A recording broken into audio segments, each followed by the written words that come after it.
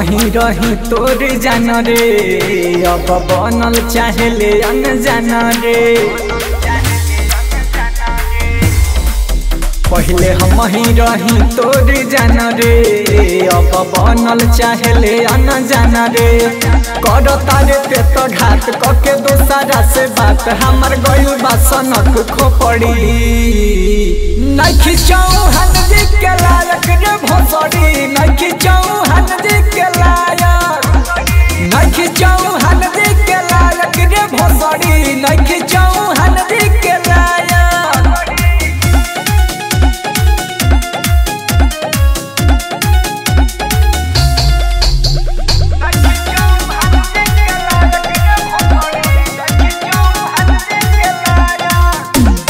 दिलावा दुखैबे ते बहुते रोइबे, ओकरा से बात कके हमके जरइबे। काहे तोहरा प्रयास तुरले विश्वास, तेहू सगरो के जैसे खेलाड़ भइले।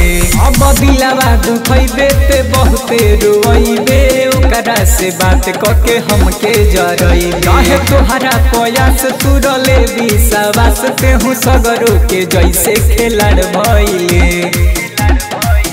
हम तोहरा से बानी का कम रे, काहे दिहल चाहेले जखम रे।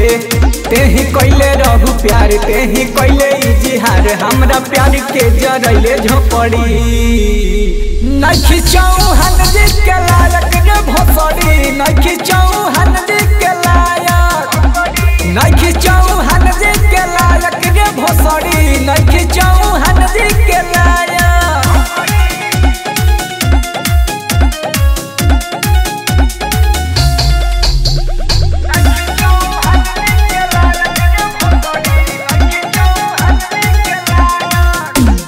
करबे गदारी तो पड़ जाई भारी, सच सच कहिले सुन हमरे।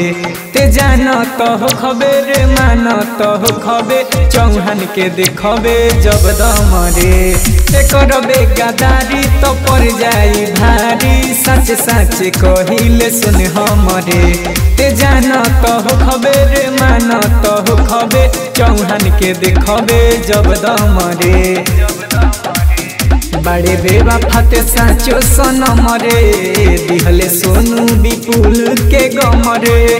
कहे पंकज आकाश धोखा देले बनी खास, काहे गइले बदल छौड़ी। नखी चौहान जी के लायक रे भोसड़ी, नखी चौहान जी के लायक, नखी चौहान जी के लायक रे भोसड़ी, नखी चौहान।